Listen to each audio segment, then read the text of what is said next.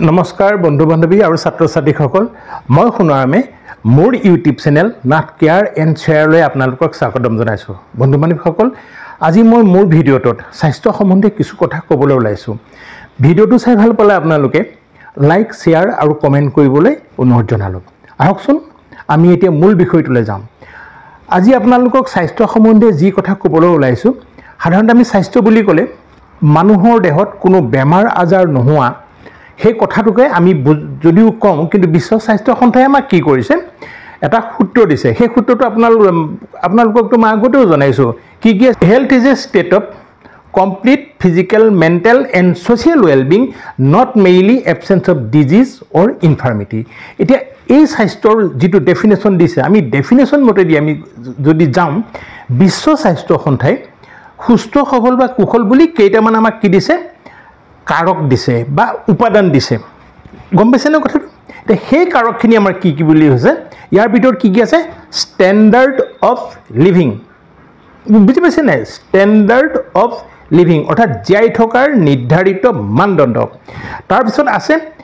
level of living यार भितर standard of living अर्थात जियाइ थकार निर्धारित मानदंड दुई नम्बरते लेवल ऑफ लिविंग अर्थात जियाइ थकार जिटु क्षमता आरु थार्ड होइसे क्वालिटी ऑफ लाइफ बुझि पाइছে ना क्वालिटी ऑफ लाइफ माने जियाइ थकार जिटु धर्म बा गुण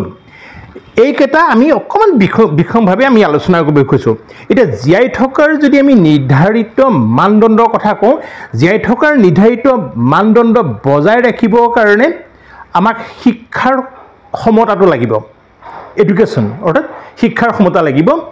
निजुक्ति मर्यादा লাগিব अर्थात आमी किबा এটা কাম কৰিবলৈ গৈছো সেইটো যি কৰিছো তাৰ মৰ্যাদা লাগিব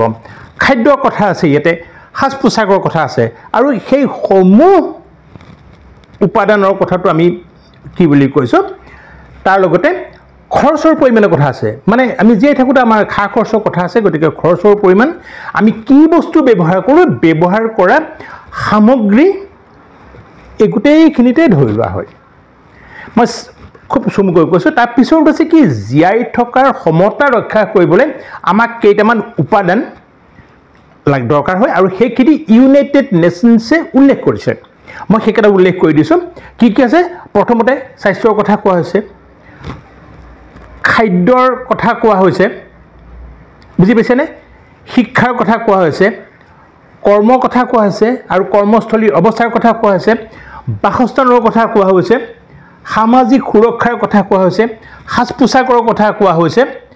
আমোদ প্ৰমোদ বা অৱসৰৰ কথা কোৱা হৈছে আৰু আজৰি সময়ৰ কথা কোৱা হৈছে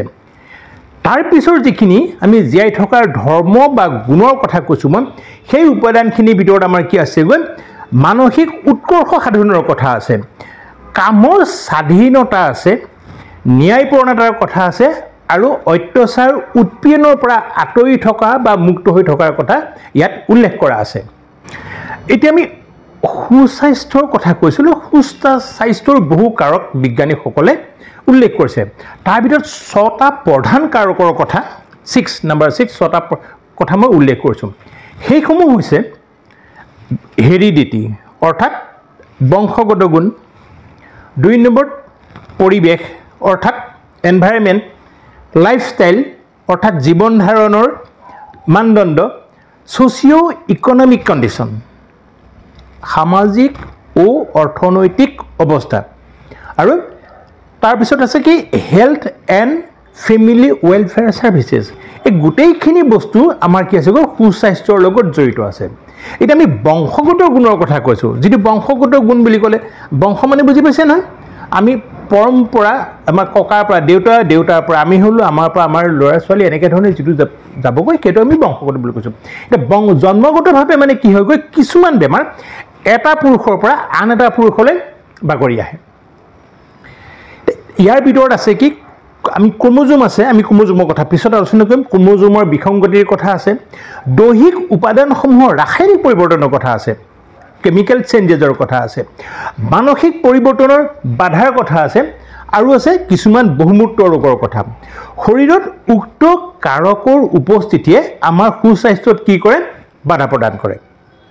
হৈছে নে বুজি পাইছে নিশ্চয় ওকে তাৰপিছত আমি পৰিৱেশৰ কথা আহিলোঁ এতিয়া পৰিৱেশ বুলি ক'লে চিকিৎসা বিজ্ঞানৰ পিতৃ নামটো নাজানা চাগৈ নিশ্চয় চিকিৎসা বিজ্ঞানৰ পিতৃৰ নাম হাইপ'ক্ৰেটছে পৰিৱেশ আৰু বেমাৰৰ সম্বন্ধ থকাৰ কথা বহুত আগতে উনুকিয়াই গৈছে পৰিৱেশ বুলি ক'লে প্ৰকৃতিৰ বিনামূলীয়া উপাদান আমি আকৌ পৰিৱেশৰ কথা আকৌ আমি পিছত বেলেগ এটা ভিডিঅ'ত আমি আলোচনাই কৰিম মই থুলমূলকৈ কৈছোঁ পৰিৱেশ বুলি ক'লে আমি কি কৈছোঁ বায়ু পানী তাপ মাটি এই গোটেইখিনি লগতে পোহৰ এই সকলোখিনি সংমিশ্ৰণত যিখিনি আমি পাওঁ সেইখিনিক আমি সাধাৰণতে পৰিৱেশ বুলি কৈছোঁ ইয়াৰ লগত আৰু বহুত কথা আছে আমি সেইখিনি পিছত আলোচনা কৰিম এতিয়া কথা হৈছে কি এই আমি বাস কৰা পৃথিৱীখনত সকলো জীৱ জন্তু গছ গছনি পোক পতংগ মানুহ সকলোবিলাক ইয়াতে আমি নিশ্চয় আছোঁ আমি আছোনে নাই নিশ্চয় আছোঁ এতিয়া কি হৈছেগৈ এই যে আমি সকলোৱে মিলি পেলাই লৈ আমি এনেকৈ ধৰণৰ আছোঁ ইয়াৰ ভাৰসাম্যটো ৰক্ষা কৰিব পৰাটোৱেই পৰিৱেশ বুলি কোৱা হৈছে তাৰপিছত আমি এতিয়া আহিছোঁ পৰিৱেশৰ স্বাস্থ্যৰ লগত কি আছে ওতঃপ্ৰোতভাৱে সম্বন্ধ আছে পৰিৱেশৰ যদি ভাৰসাম্য হয় পৰিৱেশৰ ভাৰসাম্যহীনতাই আমাক কি কৰে প্ৰকৃতিৰ লগতে জীৱকুলৰো বিপদ মাতিব পাৰে বিজ্ঞানীসকলে পৰিৱেশক কি কৰিছে দুই প্ৰকাৰ বুলি কৈছে দুটা টাইপ বুলি কৈছে এটা কৈছে কি ইণ্টাৰনেল মানে বুজি পাইছেনে আভ্যন্তৰীণ আৰু এটা কৈছে কি এক্সটাৰ্নেল মানে বাহিৰৰ এতিয়া বাহিৰৰ পৰিৱেশ দূষিত হোৱাৰ ফলত কি হৈ গৈ বেমাৰ আজাৰ এইবিলাকে আমাৰ কি কৰে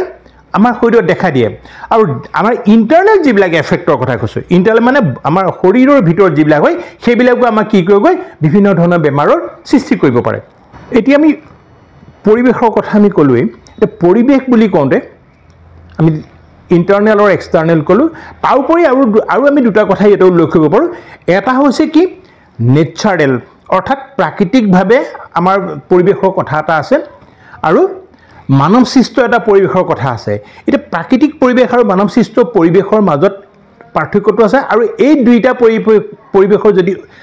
ভাৰসাম্যটো নষ্ট হৈ যায় তেতিয়াহ'লে কি হ'ব পাৰে পৰিৱেশ কি হ'ব পাৰে কোৱা পৰিৱেশটো কি হ'ব পাৰে প্ৰদূষণ হ'ব পাৰে ওকে প্ৰদূষণ মানে বুজি পাইছে নাই পৰিৱেশটো প্ৰদূষণ হ'ব পাৰে আৰু যেতিয়া প্ৰদূষণ যেতিয়া হয় তেতিয়াহ'লে আমাৰ কি হ'বগৈ মানুহেই হওক জীৱকুলেই হওক সকলোৱে কি হ'বগৈ আমি বাস কৰি থাকোঁতে বা আমি আমাৰ দৈনন্দিন কাম কাজ কৰি থাকোঁতে আমাৰ কি হ'বগৈ আমাৰ বহুতখিনি অসুবিধাৰ সৃষ্টি হ'ব পাৰে কথা বুজি পাইছে নাই সুস্থ অৱস্থাত আমাৰ একো অসুবিধা নাই কিন্তু আমি যেতিয়া সেই অসুস্থ অৱস্থালৈ আমি যাওঁগৈ তাৰ ওপৰত কিন্তু কি কৰেগৈ আমাৰ সেই পৰিৱেশটোৱে কি কৰে আমাক বহুতখিনি ইয়াৰ লগতে জড়িত হৈ থাকে এতিয়া প্ৰাকৃতিক যিবিলাক পৰিৱেশ প্ৰদূষণ হয় সেইখিনি আমি কোনো কাৰণতে বাধা দিব নোৱাৰোঁ কিন্তু মানৱ সৃষ্ট যিখিনি পৰিৱেশ প্ৰদূষণ হয় তাক আমি বাধা দিয়াৰ ক্ষমতাখিনি আমাৰ আছে কথাটো গম পাইছেনে ধৰি লোৱা যেনিবা ভূমিকম্প হ'ল বা বানপানী হ'ল তাত আমি মানুহে কোনো কাৰণত আমি বাধা দিব নোৱাৰোঁ কিন্তু আমি যিবিলাক পৰিৱেশ প্ৰদূষণ কৰিছোঁ যেনে আমি খেতি কৰিছোঁ যেনিবা খেতিত আমি কি কৰিছোঁ গোবৰ সাৰ দি পেলাই লৈ খেতি কৰিব লাগে আমি যধে মধে ৰাসায়নিক সাৰ দিছোঁ DDT ছটিয়াইছোঁ অন্য কিবা কৰিছোঁ তাৰ কাৰণে কি হৈছেগৈ সেইখিনি আমি মানুহে খোৱাৰ লগে লগে মানুহৰ বেমাৰ হৈছে আৰু সেইখিনি মাটিত যেতিয়া মিহলি হৈ যাব মাটিত থকা পোক পৰুৱা পতংগ সেইবিলাক মৰিছে পানীত মিহলি হৈ যোৱাৰ লগে লগে পানীত থকা যিবিলাক মাছ কাছ কিবা কিবি আছে সেই সকলোবিলাক মৰিছে গতিকে আমি যদি মানৱ সৃষ্টখিনি আমি ৰোধ কৰিব খোজোঁ তেতিয়াহ'লে পৰিৱেশৰ বহুতখিনি কি কৰিব পাৰোঁ আমি উন্নত কৰিব পাৰোঁ আমি সকলোৱে জানো গোটেই বিশ্বত আমাৰ কি কৰা হয় আমি 5 জুন তাৰিখটো বিশ্ব পৰিৱেশ দিৱস আমি কি কৰোঁ পালন কৰোঁ উদ্দেশ্যটো হৈছে কি যাতে আমি পৰিৱেশ প্ৰদূষণৰ পৰা মুক্ত হৈ আমি কি কৰিব পাৰোঁ আমাৰ পৰিৱেশটো ধুনীয়াকৈ ৰাখিব পাৰোঁ ছাত্ৰ ছাত্ৰী আৰু বন্ধু বান্ধৱীসকল আজি ভিডিঅ'টো মোৰ ইমানখিনিয়ে ভিডিঅ'টো চাই ভাল লাগিলে লাইক শ্বেয়াৰ আৰু কমেণ্ট কৰিবলৈ নাপাহৰিব আৰু যদি ইয়াত কিবা বুজি পোৱা নাই বা কিবা আপোনালোকৰ আৰু কিবা বুজাবলৈ থাকে তেতিয়াহ'লে মোক কমেণ্ট কৰি জনালে মই এই বিষয়ে আপোনালোকক জনাবৰ কাৰণে নিশ্চয় মই চেষ্টা কৰিম বুজি পাইছেনে কথাটো ঠিক আছে আজিলৈ আমি ইমানতে সামৰিছোঁ নমস্কাৰ